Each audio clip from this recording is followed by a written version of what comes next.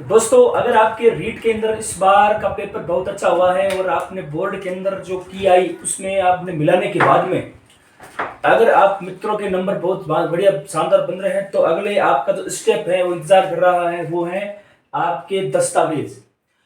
क्योंकि जल्दीबाजी में जब रिजल्ट निकालते हैं तो हम मारे मारे फिरते हैं, फिर मित्रों के अंदर भीड़ रहती है, नेट स्लो चलता है, इधर से उधर भाग दौड़ रहती है। उससे अच्छा है कि आप पहले से ही अपने डॉक्यूमेंट को रेडी रखना। मैं बताऊंगा कि आवश्यक डॉक्यूमेंट ऐसे कौन से, वो तो आपके एग्जैक्ट रेडी होने चाहिए। मित्रों, सबसे पहले आपको 10वीं की जो मार्कशीट है वो आपके पास होनी चाहिए, और 10वीं की जो मार्कशीट के साथ में जो सर्टिफिकेट भी आता है स्कूलों से वो भी आपके पास होना चाहिए। उसकी दो दो हार्ड कॉपी यानी दो दो फोटो कॉपी आपके पास रहनी चाहिए और ओरिजिनल भी आपके पास होना चाहिए। उसके बाद में 12वीं की मार्कशीट और उसके बाद प्रमाण पत्र भी आपके साथ में, दो फोटोकॉपी और एक ओरिजिनल आपके एक फाइल के अंदर पहले से आप क्लिक करके रखिए। फिर आपके जो स्नातक की जो मार्कशीट है, बीए, बीएससी, बीकॉम आपने जो भी किए वो मार्कशीट आपके पास होनी चाहिए।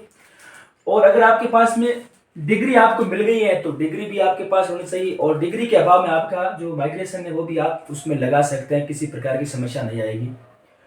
बाद में अगर आपने L1 के अंदर नियुक्ति लेने के लिए आपको 20 टीसी और L2 के अंदर कोई सा विषय उसके लिए बीएड की आपको क्या होनी चाहिए, प्रवेश दिनांक, जिस दिनांक से आपने उस विद्यालय के अंदर, उस महाविद्यालय के अंदर आपका जो एसआर नंबर है नॉमिनेट किया है, उसकी दिनांक आपके पास होनी चाहिए।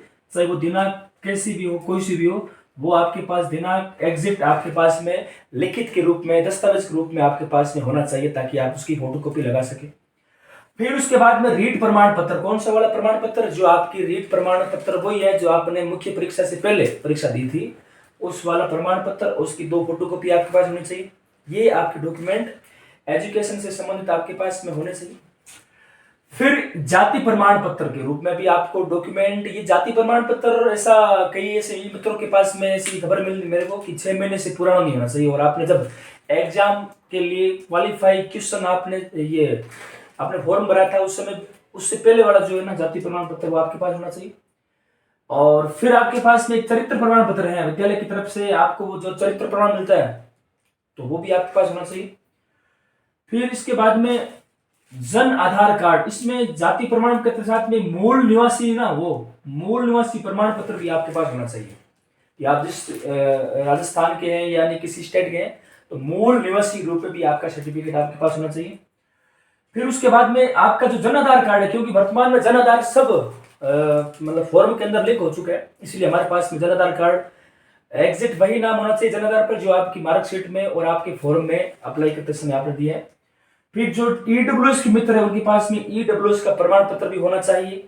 और उसके बाद में आपका जो आधार कार्ड है वो भी आपके पास में होना चाहिए। आधार कार्ड के अंदर भी जो एड्रेस है, जो आपका नाम है, जो आपकी जन्म तिथि है, वो एग्जैक्ट वही होनी चाहिए जो आपने फॉर्म के अंदर अप्लाई की है। ये ध्यान करना इस बात की। फिर भी अगर मालूम नहीं है तो भी आप शपथ पत्र लगाकर उस चीज को भी क्या कर सकते हैं, सोल्व कर सकते हैं।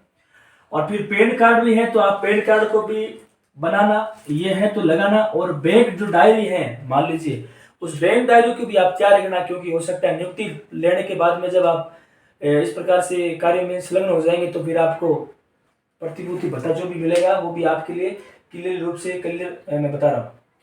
तो इस प्रकार से हमारे जो दस्तावेज है वो कंप्लीटली पूरे होने चाहिए। और अप्रैल महीने की उस प्रथम सप्ताह का सभी इंतजार कीजिए, आपका जो रिजल्ट आएगा तो भगवान की कृपा से अच्छा ही आएगा। और अगले जो इस वीडियो में मैं लाऊंगा कि हमारे जो जिस विद्यार्थी ने एडिशनल से किसी विषय को किया है उनके लिए फिर सुप्रीम कोर्ट ने क्या आदेश निकाला है, अगले वीडियो में उसका पूरा वीडियो आपको सामने बताऊंगा। तब तक के लिए धन्यवाद।